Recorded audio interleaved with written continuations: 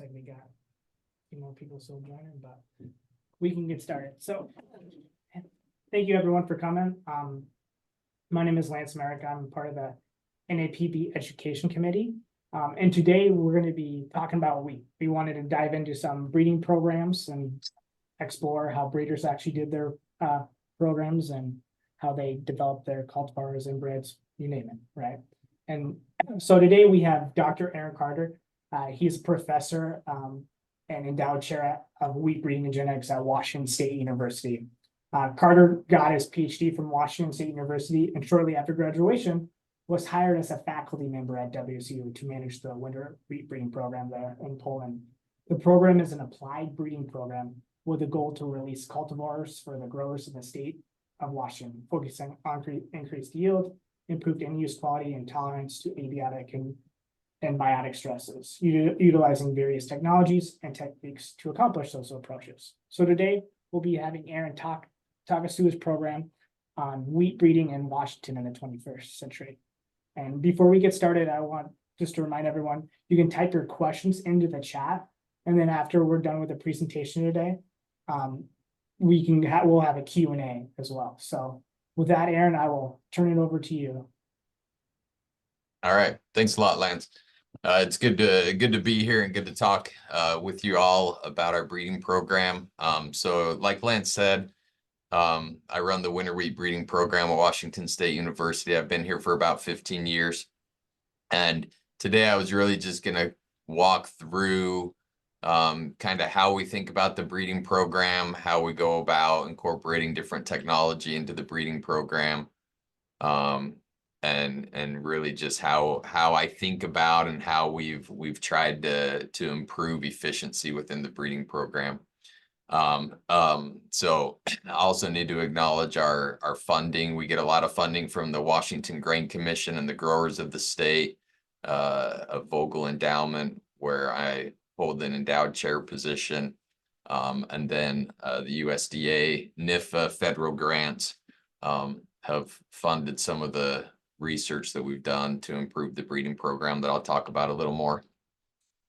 But of course, talking about plant breeding,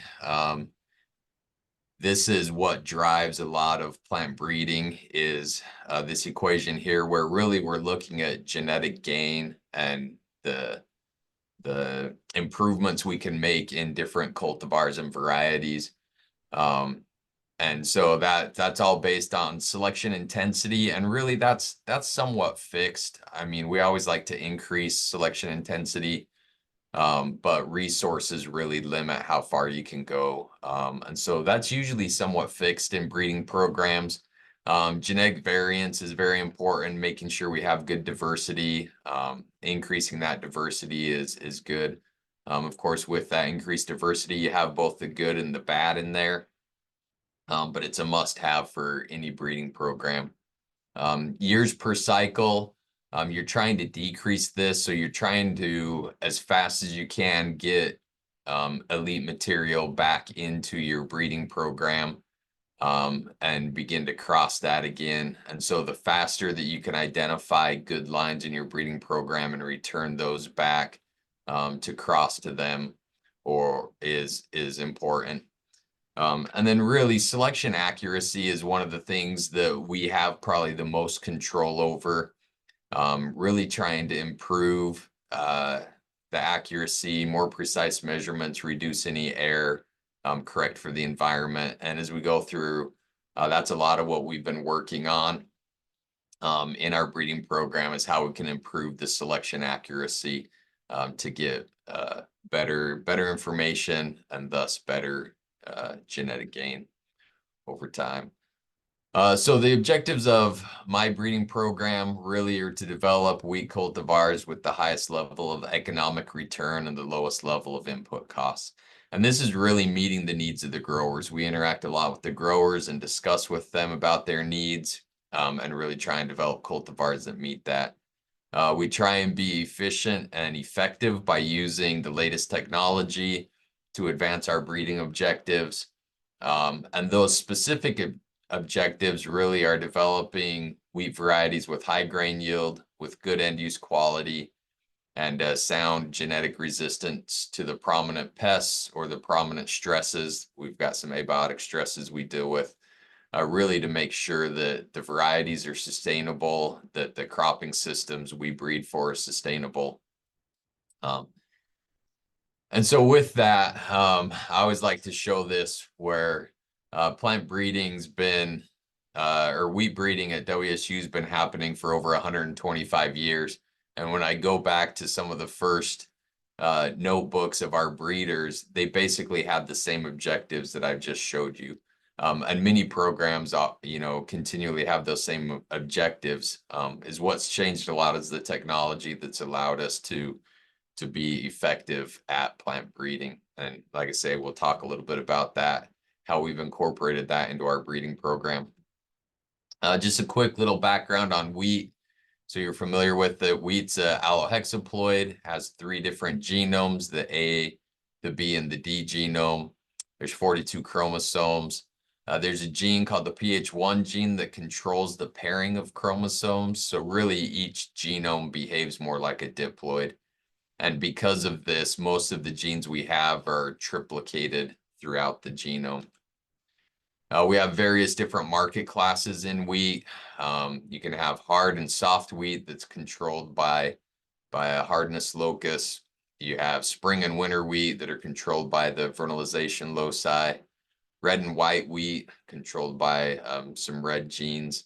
And then club and common wheat, which is common wheat's pretty unique to the Pacific Northwest and to Washington. It doesn't have an extended rachis. And so it just has a shorter head there and has been bred for some really high end-use quality attributes. But our market classes can be any combination of these 4 different categories. Predominantly in Washington, we grow soft wheat, both soft winter and soft spring. And about 85% of that is exported. So we have a big export market, mainly to Pacific Rim countries like Japan, Korea, Taiwan, the Philippines, Malaysia. There are major buyers, and most of the products that are made are cookies, cakes, and crackers. So we're really breeding for a low gluten variety or low strength of gluten. And our export markets really demand a high quality wheat flour. That's where the club wheat comes in. It's a higher end use quality than the common wheat as a market class. And so they can blend those together to improve their quality.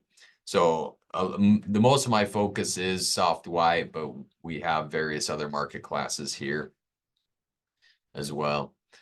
So when I look at breeding at Washington State University and for Washington, there's a number of challenges, and these are challenges that many breeding programs have. But we really have a diverse production region. This little map here of Washington shows our rainfall map. So the more blue and purple, the higher rainfall, and the more red and orange, lower rainfall. So the Pacific Ocean is over here on the west. And then we get a lot of rainfall. This band here in the center are the Cascade Mountains, and they get a lot of rainfall. And then there's a rain shadow effect behind the Cascade Mountains. So most of our wheat production occurs here in this red, orange, and yellow area, where we're probably getting anywhere from 150 to maybe 500 millimeters maximum of rainfall. And so most of our production is just under dry land, non-irrigated, and we have various different systems because of our rainfall. And then we also have a big difference north to south also. So south here on the Oregon border, we may only get 5 to 10 days of snow cover a year. And then up here in our northern region of growing, we can get over 150 days of snow cover. And so we have just a lot of variation across our state and our growing region. Because of that, there's various stresses, various diseases that are in these different areas. We have a lot of crop management issues because of the high yields that we get and residue. There's a continuing and evolving disease and insect pressure. So our major disease is a foliar disease called stripe rust. and almost every year we get new races identified in the state. So we're always trying to stay ahead of that, new insects. And then because we're primarily an export market, there's continual increasing demands on our end use quality. So a lot of challenges in the state, but a lot of opportunities and a lot of excitement in the breeding program that these bring as well. So just to kind of jump now into the breeding program itself. So this is a map of the state again, mainly growing wheat in the central and eastern part of the state. We have 4 locations that are identified there in yellow that are our main breeding locations. So this is where we do a lot of our early generation material. We have the biggest capacity at these farms. And so a lot of our work's done there on that early generation side. All of the green dots that you see there are locations that my program manages.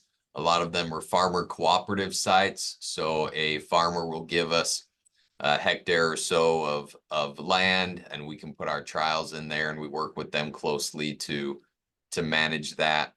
And then the red sites are cooperative breeding sites where I've partnered with other breeding programs that also work within the state, and we exchange trials.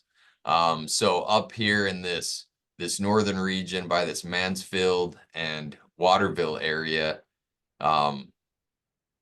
we have a disease up there, and I have a lot of locations for screening. So different breeding companies will give me their material, and I'll test it up here. And in exchange, they may test, out here in the irrigated region for me, or here in kind of this central part of the northern state, whatever it might be. So we've been able to double the number of locations that we screen at by having these cooperative trials. So although each of our locations now are slightly bigger, we don't have to travel to as many locations. So we can travel to one location. We spend a little more time there because we've got bigger sites with these cooperative trials. But in exchange, we get a lot of information from areas that we couldn't get to just because of travel difficulties.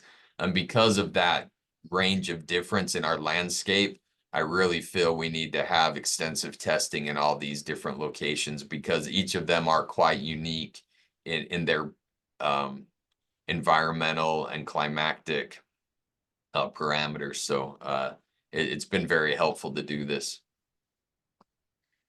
And then also, just as we think about the breeding program and what we're working on, a lot of the methodology we work on. So we do a lot of genomic selection. We do a lot of high throughput phenotyping.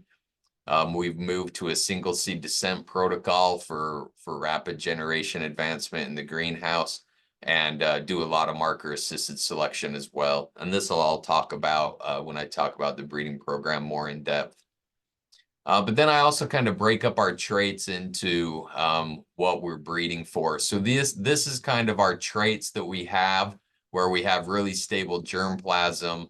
It's in almost every one of our varieties, every one of our breeding programs. So like a lot of our lines all have eye spot foot rot, good stripe rust resistance, good emergence, good snow mold tolerance, high end use quality, herbicide tolerance, which is the Clearfield wheat there. And then we're also have a lot of traits where we're still building the germplasm. So bringing in traits, we don't have elite material or this in all of our elite material yet, but we're working towards it. So a number of pest resistance and abiotic stress resistance that we're trying to bring in there. And then we also have a lot of germplasm where we're just bringing trait introgression. So these are a little lower on the importance for our area, but they're traits that we think will be important or could be important in the future. So we're starting to introgress those into our germplasm. If you look nationwide and even globally, soft white wheat is not a major market class. And so when we, excuse me, when we bring in other traits, we're typically bringing them in from other market classes that are not adapted to the Pacific Northwest. So we have to do a little bit of pre-breeding there, and those are some of the efforts that we're working on in that area. So jumping in the breeding program, it all starts with a cross. We spend a lot of time looking at material, identifying which crosses we need to make. As I talked about previously, genetic variation is the most important thing you can have in a breeding program. And so being able to get that diversity in our breeding program is important. Trying to find other breeding programs that have a soft white market class that we can bring in favorable traits, or if we bring it in from other market classes, have to do a little pre-breeding effort there. But the crossing part is very, very important. We make about 800 crosses a year for all the various different traits and market classes and areas that we have to breed for.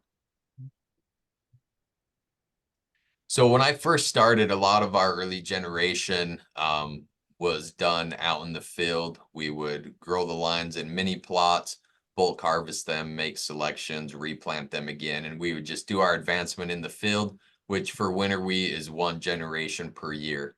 That was really slow, I felt. So we moved to a double haploid system. We did double haploids for about 6 or 7 years. But because of the variability in the double haploid system and the amount of seed you would get back, and some crosses just wouldn't work in tissue culture and others were very successful, it was really hard to manage that and get the correct number of lines out at the right time from the greenhouse and with the right amount of seed. So we've switched now to a single seed descent protocol in the greenhouse where we can get about 2.5 years in the greenhouse. We don't do a full rapid cycle like other programs do, but we push it through as fast as we feel comfortable right now. And sorry, so this is our kind of what our single seed descent looks like. We get pretty big heads at the end in the F4 generation. We harvest those, so this is what it looks like coming out of the greenhouse. You have your individual cross and then multiple plants from that. We shoot for about 80 to 100 heads or plants per cross, and then put those out in the field as F4 head rows for further evaluation. So this is kind of what that timeline looks like. We make, like I said, 800 crosses, and in 2 years we're able to take those 800 crosses and get those out into F4 head rows for evaluation. A lot of our crossing is just done based kind of on pedigree and trait analysis. We are working towards doing some cross prediction. We have the information available to do that. It's just taken us some time to develop the model and the algorithms behind that to work on cross prediction. But I expect in the next couple of years we'll implement that more strongly in the program. And while we're doing this single seed descent, really we don't do a lot of screening. We do some marker work. So we will do some marker assisted selection here. Here's a little group over here in our early generation. We'll do marker assisted selection, just grab one seed from the plants we're interested in and advance those still in a single seed descent process, but screening markers at the F2. Sometimes we'll do some phenotypic screens as well. Like for herbicide tolerance, we'll spray in the F2s in the greenhouse and just select the material that has resistance, or sometimes we'll do some disease screening early on. So, but most of it's really just rapid advancing to get to homozygosity so we can start field testing. Here's some of the traits that we use marker assisted selection for. Again, a lot of it's disease resistance and a lot of it is herbicide tolerance as well. We will take some segregating populations still out to the field for selection. So this disease snow mold, it's an important disease for us. So we will take F2 populations out to the field and screen them in the field and select out of segregating populations instead of the single seed descent in the greenhouse. But those are for really traits that are important for us that are don't have good DNA markers and are difficult to screen for out in the field. So this is what our head rows look like. So big fields of head rows. We put our head rows in 2 different locations. So we have one here in Pullman, which is in our higher rainfall area. And we also put a set out in our low rainfall area as well. Really, the breeding program is in some ways split into two different breeding programs, one targeting the high rainfall and one targeting our low rainfall areas. This is primarily, as you'll see as we go along, there's very different traits that are needed in these two different environments. We always work to try and find varieties that do well across all the environments, but we find we can really exceed and excel if we focus on one or the other with our varieties. And that's kind of been traditional with many breeding programs. You know, varieties either do well in the high or the low rainfall. But like I say, we're starting to get a few that do well across all rainfall zones, and I'll talk why a little bit about that. But go out, we do a lot of selection. We do our hand harvesting there. So we have about 80,000 head rows that we put out each year. Of those, we'll select about 4,000 head rows based on visual observation to cut in advance. We'll do some micro end use quality screens on this seed. Previously, we would wait an entire year and do this screening over the winter time and then make selections before planting the next year to reduce the number of lines that we put out in the field. But I really, again, didn't like losing the year of waiting for that. And with some of the new technology we have now, we're able to manage more lines out in the field. And so we still do this end use quality screening, but it's while the lines are planted in the field. So we put the 4,000 lines in the field and then can do some end use quality screening on them over the winter time. And if anything looks bad, we can remove it from selection the following year. This is what our first year preliminary yield trials look like out in the field. Like I say, we have about 4,000 plots out there, split between our high and our low rainfall locations. We use an augmented design, so each line is not replicated, but we have a repeating check that is throughout the trial.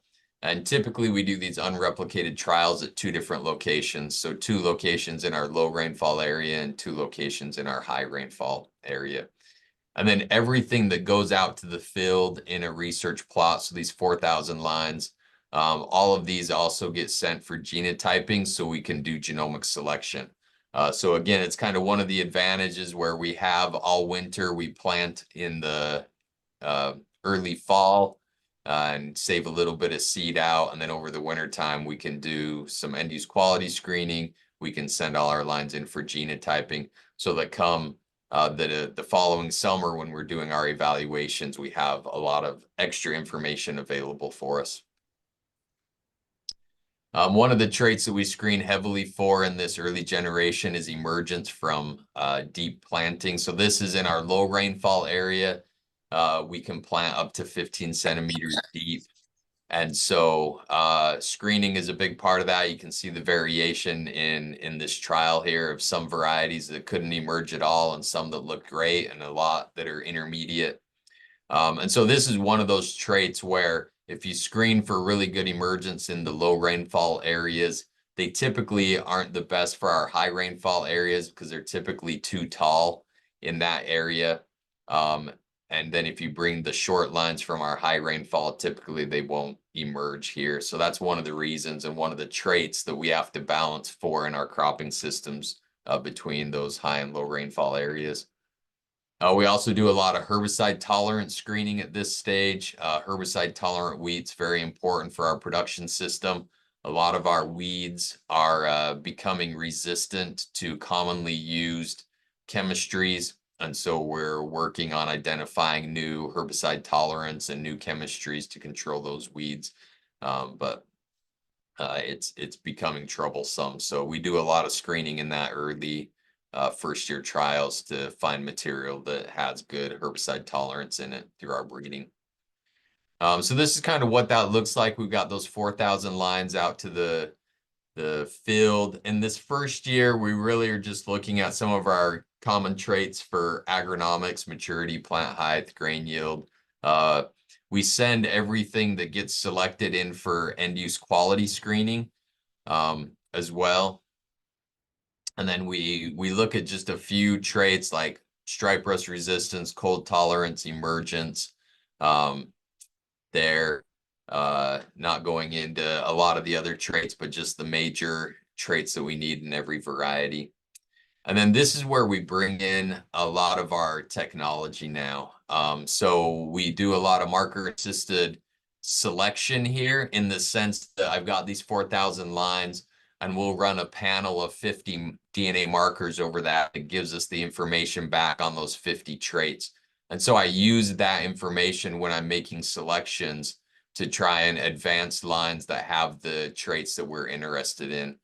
So we're not selecting it out of a segregating population, but I am using DNA markers to assist selection in this first generation yield plot.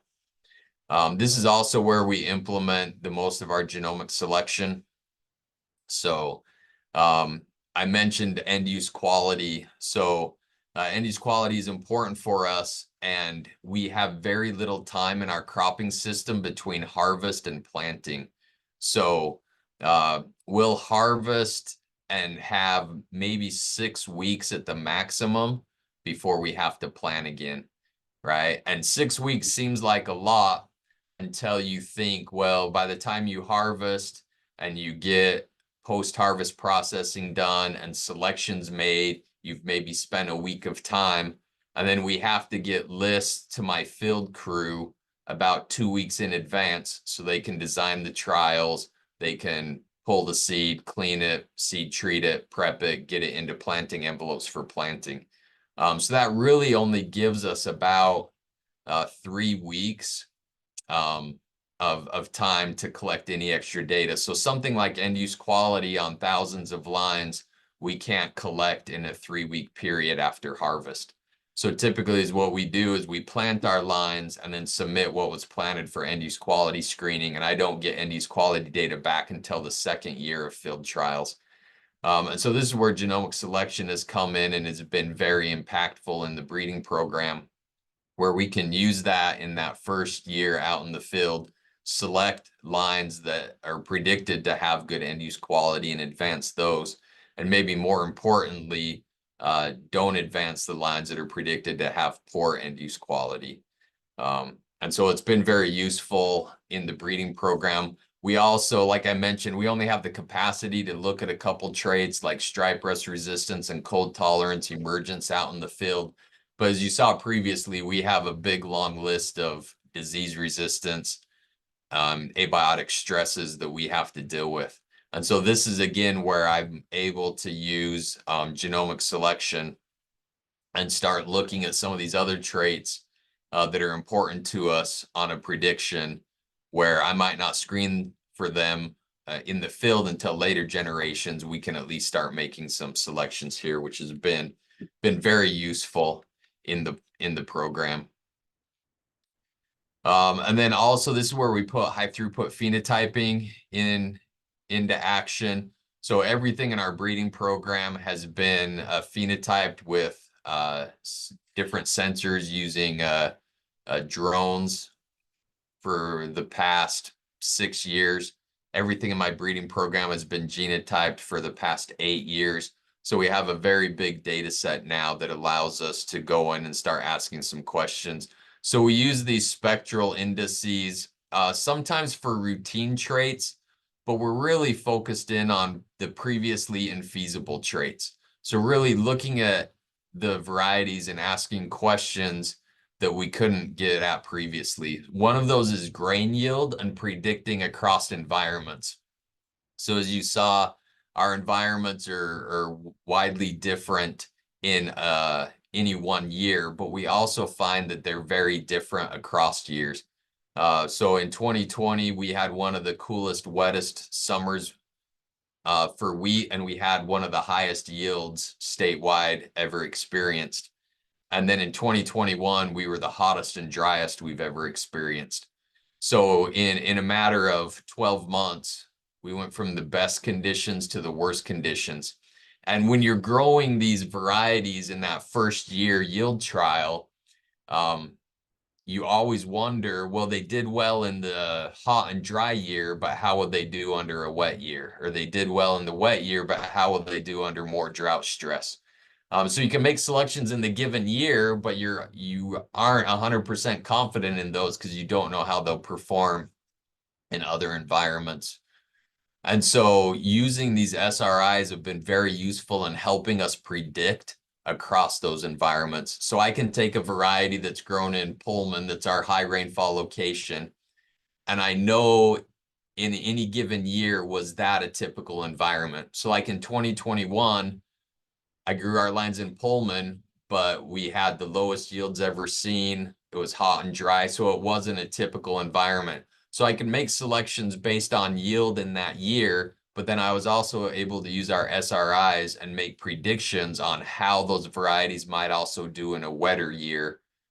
So it gave me a little more confidence when I was selecting that I was selecting varieties that could perform well in both a drought stress year as well as a more typical high rainfall year. It also allows us to predict across our high and low rainfall locations.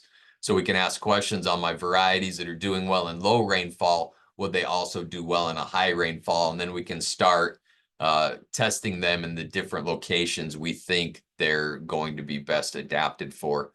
And in our recent releases, this has really paid off. We have a number of releases now that really do well for our agronomic traits across the entire state, where previously, like I said, we were focused on one rainfall zone or the other. And then there's just a lot of other traits that we've started to look at: nitrogen use efficiency, water use efficiency, stay green traits. One of the other things that we've really focused on is adjusting spatially and accounting for the environment within a single location. So this is really what I say, what the eye can't see, right? The plant breeder has relied on their eye for many years. And a lot of this high throughput technology now allows us to start looking at different traits that we haven't been able to look at previously, that we can't see just with our eye. So if you look on the left, I've got two different trials there. And just visually looking at them, they look fine, right? They look healthy. Everything looks green. You don't really see much problem. You see a few plots there that are lodged, but overall, you would look at that and say, yeah, this is a uniform trial that looks good. But then when you look at spectral indices, either NDVI or a water index, you can see in the trial at the top, the first replicate is under some drought stress. They're indicated by those lighter green and yellow colors instead of the dark purple that you see in the back. So we're now able to take this and start accounting for this variation across replications that we potentially wouldn't be able to understand previously. And then the trial at the bottom, this is one of our first year single plot trials. So you'll be able to see back here in the back corner, we've got some varieties that are under stress also. It could be that there's just a group of lines back there that are poor performing, but when we look at it, we really think it's more environmental stress and just a part of the field that had less water available. So we've been working, and mainly a graduate student, Andrew Herr, has been working to try and adjust these single plot augmented trials with the spectral data. So these are some graphs from his work. They're kind of hard to understand. We looked at a couple different models, and is what we were looking at is our alpha lattice design, which is our typical replicated trial that we put out in the field that has replications and then incomplete blocks within our replications, which does a very good job. If you look at these figures, it does a very good job accounting for that replication and the variation within our replication, to adjust the lines to give us a better estimate of true performance. And then we have our augmented, or just our single plot with our replicated trial. And so when you look at just the control, which is this first graph in each of these, the alpha lattice does pretty good, but you'll see a lot of variation within our augmented design here. And as we start adding in NDVI and NDRE, which are two of the spectral indices that work well for us for prediction, you see that the means of these trials really start coming close together. And so adding in this spectral data into our unreplicated trials is really giving us a good estimation of performance, just like a replicated trial might do. So now instead of having those plots in the back of that trial that just had less water, and I would typically remove them because they just look like they're poor performing, the spectral data is able to help us adjust and estimate their true performance. So a variety doesn't get thrown away just because by random chance it gets put in a bad part of the field. So we've just started working on this and working towards fully implementing it into the breeding program in the next couple of years. So once we get through all that selection, we go into our kind of advanced stages. So we continue doing replicated trials. We take about 200 of those 4,000 lines and advance them. We test these at 4 to 5 locations, usually for 1 more year. And then we go to regional trials that are about 30 lines in both our high and low rainfall locations.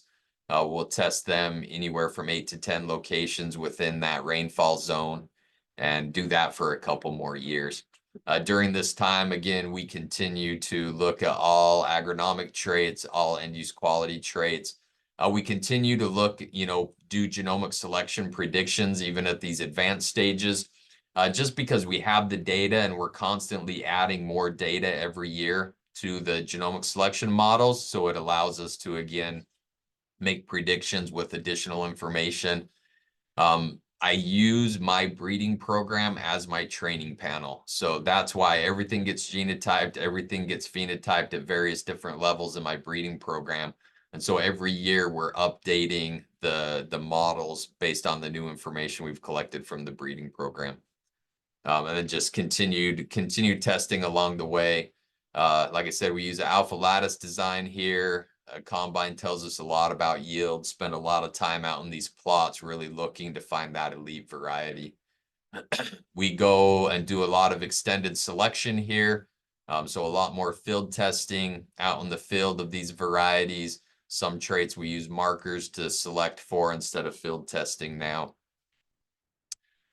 Snow mold is a trait that or a disease that you get under high snow cover, which I mentioned is in our northern areas.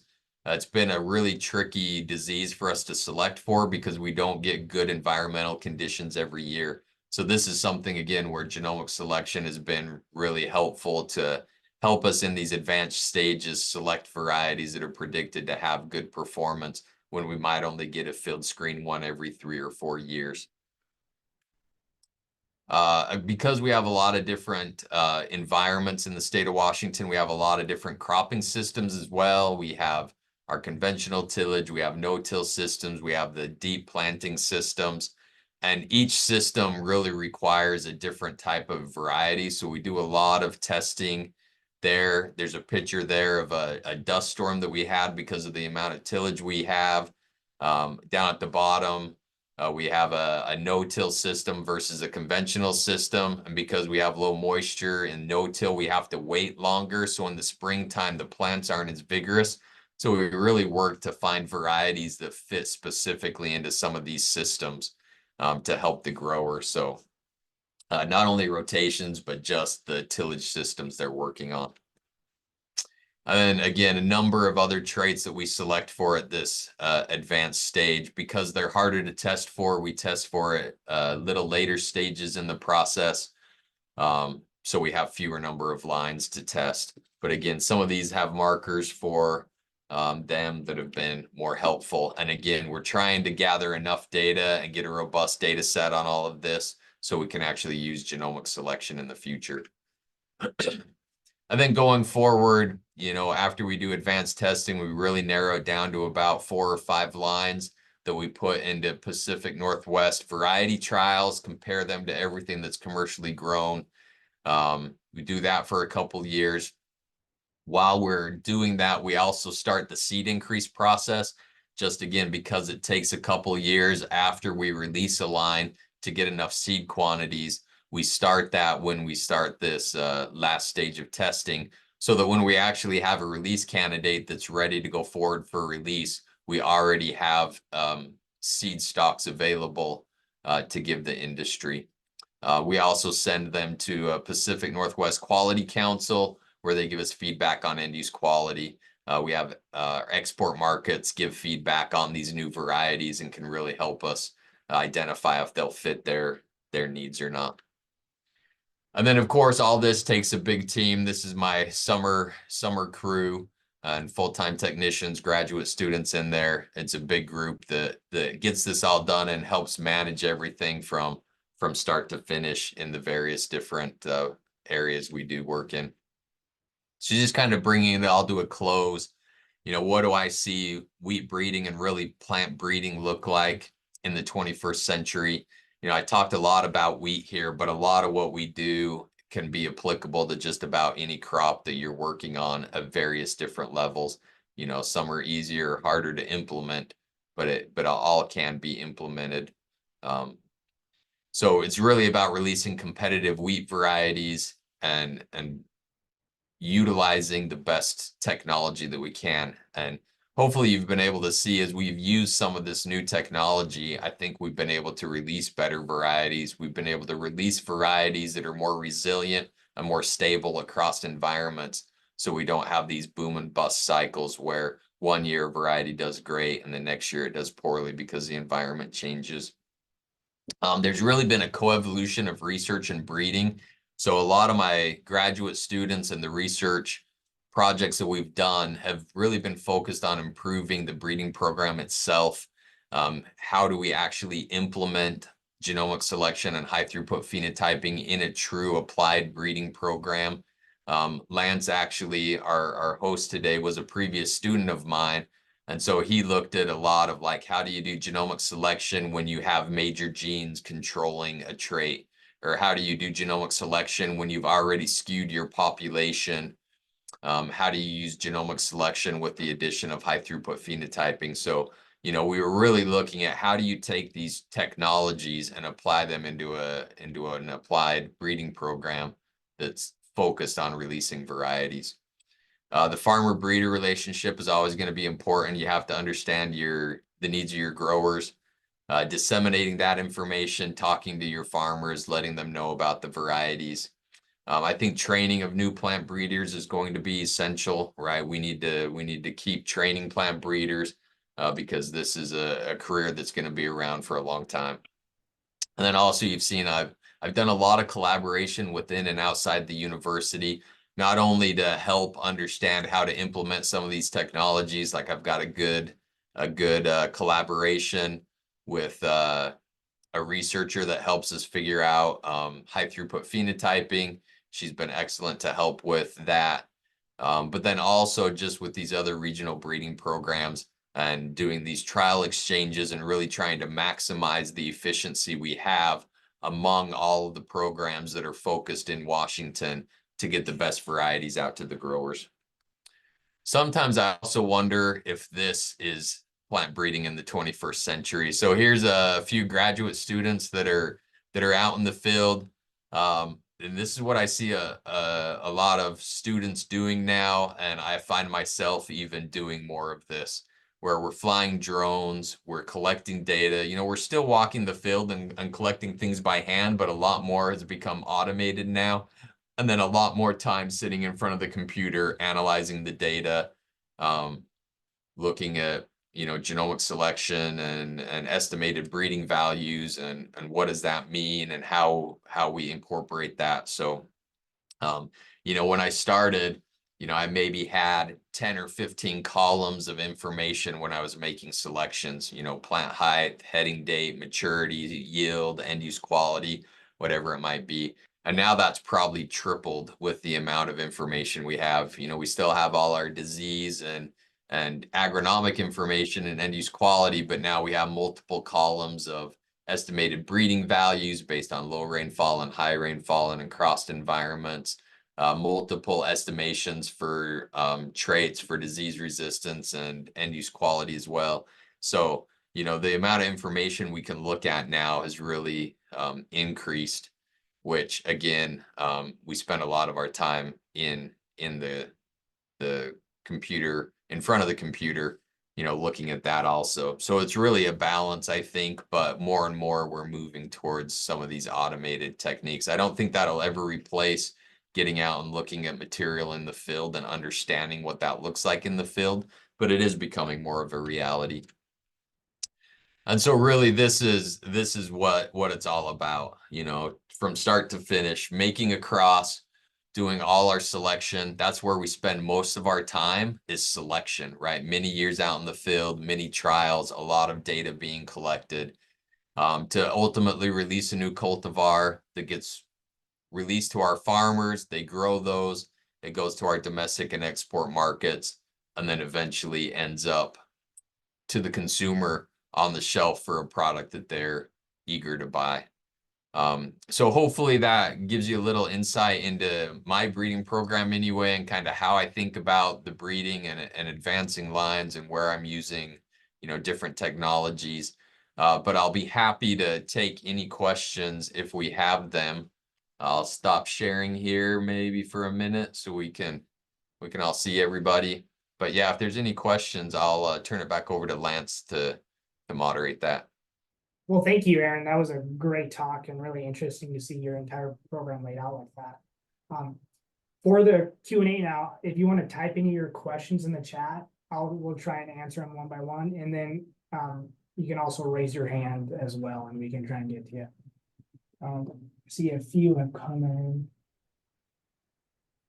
Yeah, so there's one question on, do we use any kind of gene editing in our program, that I saw. So we do not do any gene editing or genetically modified transgenics in our wheat breeding program.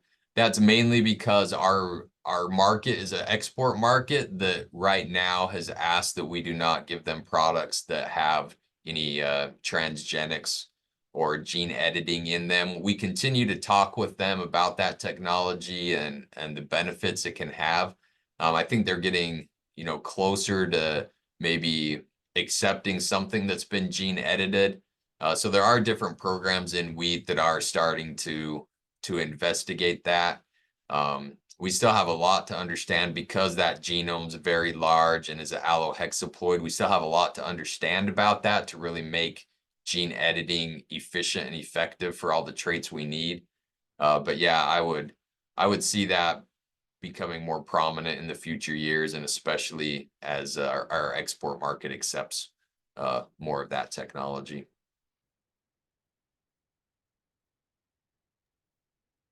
Aaron, do you see that first question on with so many traits and populations to evaluate? Do you think that creating a magic populations might be helpful in your program for the different growing environments?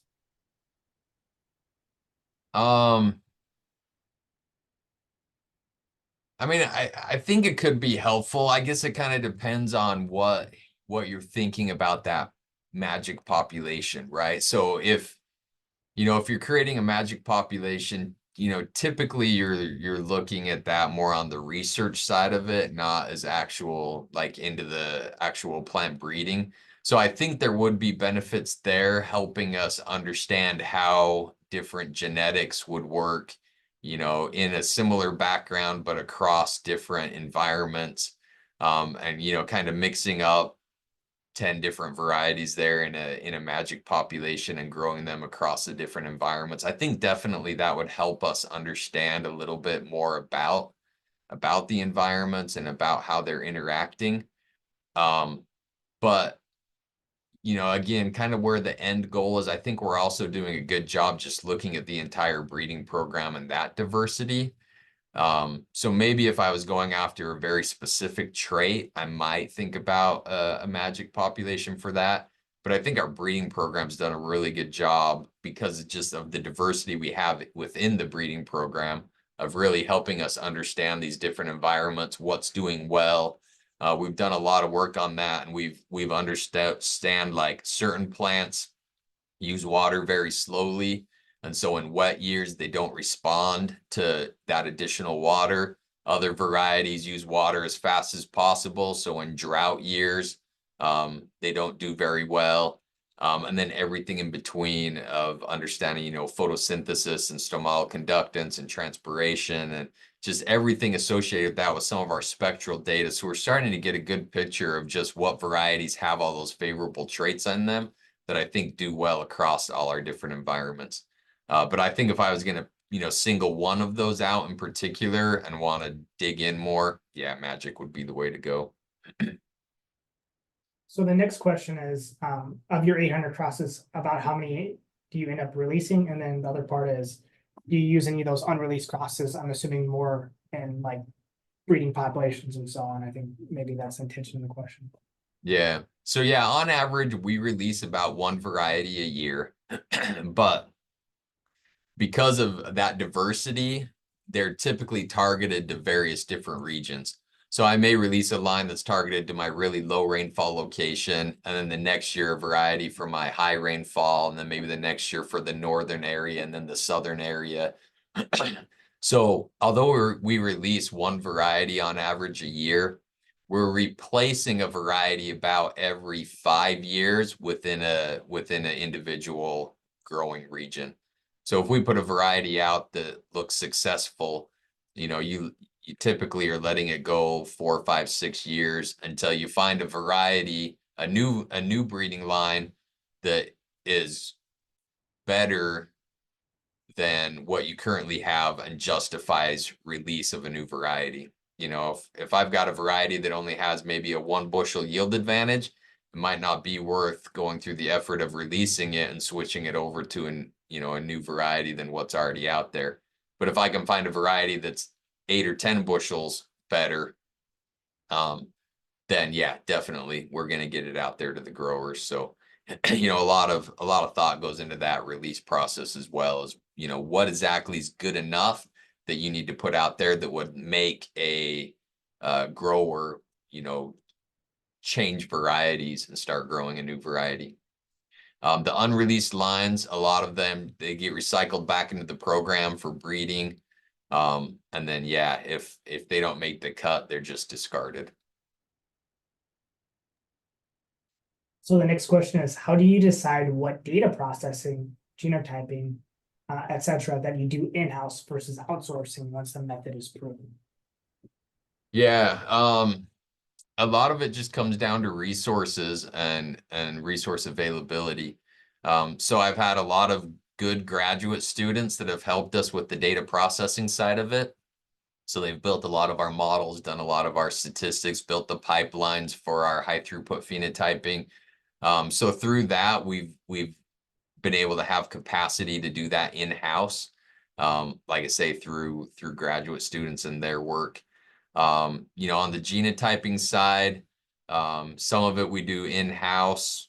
Marker assisted selection, we do a lot of in-house, but a lot of our mid-density genotyping for genomic selection we'll send out just because they're more efficient at doing that and have pipelines already built on that. So it really just a lot of it, like most things, comes down to resources and what you can afford to do in-house or what you have the capacity, and then what the expense might be outside. So yeah, sometimes I can send genotyping out and get the data back in 2 weeks. That's valuable for me, even though it may be a little more expensive than doing it in-house, but taking 6 months to do it. So the next question pertains to, can you elaborate more on the end-use quality traits that your program looks at? Yeah, so for end use quality, it's your typical milling and baking quality. So everything gets milled. So we're looking at flour yield, break flour yield. We're looking at gluten strength. We look at protein content. And then we bake everything into a product. So for our soft wheat, we do cookies and cakes. So we actually make the product and look at those. We look at starch damage. We look at arabinoxylans. We could go on and on about various different traits. There's about 15 or 20 different, traits by the end of it, both milling and baking and flour quality that we look at. So we got a couple of questions on stripe rust. Okay. So we can kind of try and combine a few of them. So Maybe talk a little bit about the races of stripe rust in Washington, and then maybe talk about, what is the other one? If there's more durable resistance to stripe rust in the PW, and if there's any specific genes that stand out. Yeah. Yeah, so stripe rust is one of our major diseases. We get it almost every year. It's a foliar fungal disease. Put a lot of effort into breeding for that. You know, it can be controlled with chemical methods, but we always like to provide genetic resistance so the growers don't have to apply chemicals. Man, how many have been detected in Washington? I think we're up to like 60 different races in Washington now that have been detected. Within that, though, there's usually 3 or 4 that are the prominent races. So, you know, depending on what our winter is, if we have a harsh winter, cold winter, it's going to shift our races. If we have a more mild winter, it shifts our races a little bit. So, although we have a lot of races detected, there's only a few that are actually prominent. We'd use a combination of both single gene and quantitative resistance for our program. So we'll have single genes that are usually race specific that protect against our predominant races. And then we back that up with more quantitative or minor genes that maybe produce hypersensitive reactions. So if the major gene fails, we have a backup. And then also we haven't characterized actually a lot of our genetics. So we've been breeding for this disease for decades, and it's just been a slow accumulation of many minor genes that provide excellent resistance. And when we have actually gone in to try and map some of these, we're finding 6 to 8 different minor genes in combination. So it's great for resistance, but it's also hard for breeding. Because if I make a resistant by a susceptible cross, it takes a lot of effort to get me back to resistant because I have to get all 6 of those genes back in combination in the progeny. So it can be tricky, but typically we're crossing resistant by resistant lines, which give us, you know, a mixture of genetics there that we can usually select good material out of. But yeah, a lot of it's uncharacterized. We just don't know what it is yet.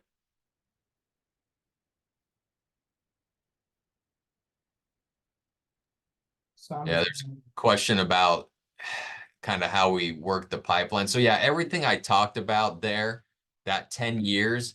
So like this summer, I have material in every step of that process. So every year we make a new 800 crosses, and every year we have a new 80,000 head rows out, and every new year we have new material in preliminary, elite, regional testing. So yeah, we keep the pipeline full going along. So we always have material in every stage of that. Let's see what else. there is a question on, quick summary of traits that have the highest adverse correlation and attempts to break those linkages. Right.